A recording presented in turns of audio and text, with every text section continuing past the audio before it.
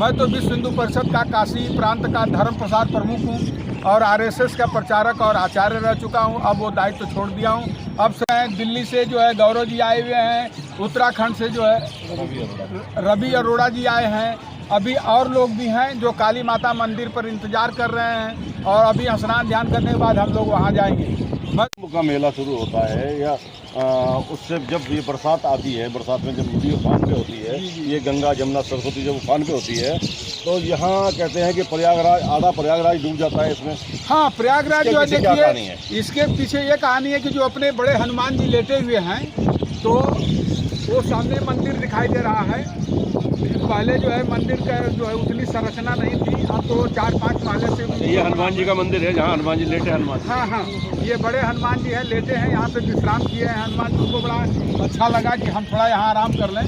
तो भगवान श्री रामचंद्र जी की मतलब विष्णु भगवान का भी मंदिर है, तो नारायण जी का उन्होंने साक्षात दर्शन करने के बाद यही कहा कि प्रभु थोड़ा आराम कर लें। उन्होंने बोला ठीक है, तो आराम करने लगे।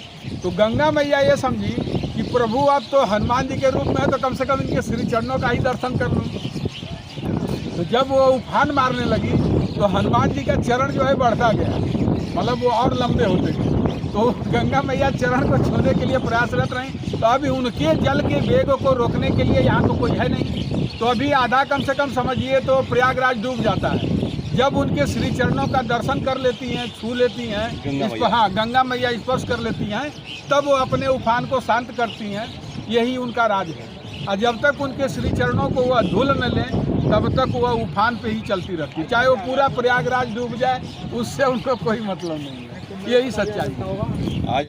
और 2025 में महाकुंभ लगने जा रहा है। आप सभी लोगों का हार्दिक अभिनंदन और स्वागत करेंगे। आदमी नहा लेता है जंजीर पकड़कर। यहाँ मैं देख रहा हूँ कोई घाट ऐसा नहीं बना हुआ है कि मैं कहूँगा कैमरामैन जी को जरा थोड़ा सा उस घुमाएंगे तो जूम करके दिखाएंगे कि यहाँ कोई घाट नहीं है। इसका कारण भी जानेंगे। इसके पीछे एक बहुत ही रहस्यमय तथ्य छुपे हुए हैं जो उजागर करेंगे हमारे विक्रम जी ज़्यादा क्या कारण है? देखिए, जो हरिद्वार की चर्चा कर रहे हैं तो हरिद्वार हम भी गए हैं और हरिद्वार में एक से एक सुंदर घाट बने हुए हैं, रमणी। और वहाँ पर क्या है कि बड़े बड़े चट्टान पाए जाते हैं, छोटे छोटे पत्थर पाए जाते हैं जो रुड़की तक हैं। और माता जी को एक सीमित दायरे से वहाँ से निकाला गया है तो 3 धारा बही है। 3 धारा जो है कई किलोमीटर तक जाने के बाद तब गंगा मैया एक वेग में चलती है।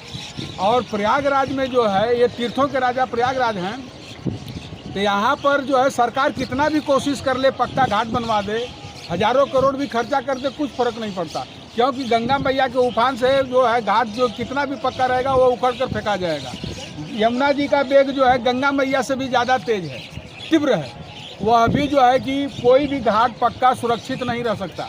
और ये सरस्वती माता हैं तो सरस्वती माता इस समय जो है लुप्त है। बाकी का यमुना जी और गंगा जी का यही संगम, और इनके प्रभाव को रोकने के लिए सिर्फ महादेव के सिवा किसी भी देव में शक्ति नहीं है। और ये कल्पवास चल रहा है जो हर साल यानी कि प्रत्येक साल जो है कल्पवास शुरू होता है, जो मकर संक्रांति 14 जनवरी से शुरू होता है और 16 फरवरी यानी महाशिवरात्रि को समाप्त होगा। और यहाँ दूर दूर से हर राज्यों से जो है भक्त आते हैं, श्रद्धापूर्वक यहाँ रहते हैं, कल्पवास करते हैं और अपना जो है इनका दर्शन करते हैं, स्नान ध्यान करते हैं, दान दक्षिणा देते हैं, अपना पुण्य कमाते हैं, फिर अपने घरों को वापस चले जाते हैं। यही है प्रयागराज की महिमा। यह तीर्थों के राजा हैं। और राजा रामचंद्र जी से इन्होंने एक बार चर्चा किया कि प्रभु तीर्थराज हमारी कोई आज्ञा नहीं मानते, चित्रकूट जी। तो तीर्थराज जो है बोले भगवान श्री रामचंद्र जी देखिए, आप तीर्थों के राजा तीर्थराज प्रयागराज हैं, लेकिन हमारे घर के राजा नहीं है। चित्रकूट हमारे घर के राजा है और स्वयं राजा है, इसलिए चित्रकूट की महिमा अलग है और इनकी महिमा अलग है।